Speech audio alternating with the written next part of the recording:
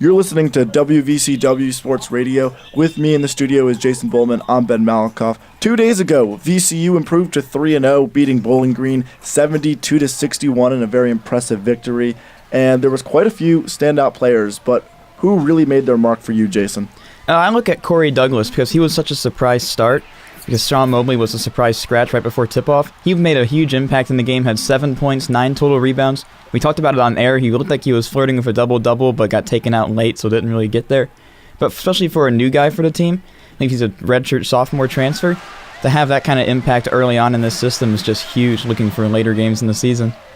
Yeah, and another player that really stood out to me was Marcus Evans as well. His leadership on the court has been spectacular in the first 3 games. He hasn't started a game yet, but this kind of preview we've seen of him getting into double figures in the points range has really been fun to watch.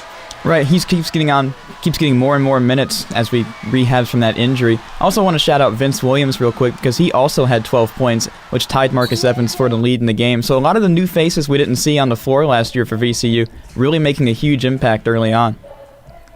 Yeah, and someone who we didn't get a chance to see because they were actually had to sit out last game was Sean Mobley, which stood out to me just because he's going to be so essential to this team. So we're going to hope that injury isn't something to stress over. Another player who didn't play as much, but we are going to see more of soon is PJ Bird.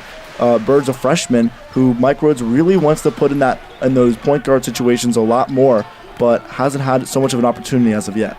Right, PJ Bird got limited minutes in the last game, and he made a few mistakes just trying to take up the pace of the college game as a true freshman, but PJ Bird looks like the kind of prototypical point guard of the future under this Rhodes system. Now this VCU team goes to New York for the Legends Classic at the Barclays Arena to take on Temple. What is something that you're going to want to see this team improve on as we go forward here? Well, their bread and butter seems to be defensive play. Looking at the last game, they forced 27 turnovers against Bowling Green. That's not really something to improve on, but that's something to kind of make an emphasis because this competition with Temple and then the possibility of playing a team like Cal later on in the tournament, those are very good D1 teams, very good programs. So be able to have that defensive edge to kind of maybe force them into some mistakes and maybe keep VCU hanging in there. VCU has already forced 2 out of 3 teams they've played into 20-plus turnovers. It's been really impressive on the defensive side of the ball so far, and hopefully the rest of the offense will start to come together as this season starts to get a little faster pace here.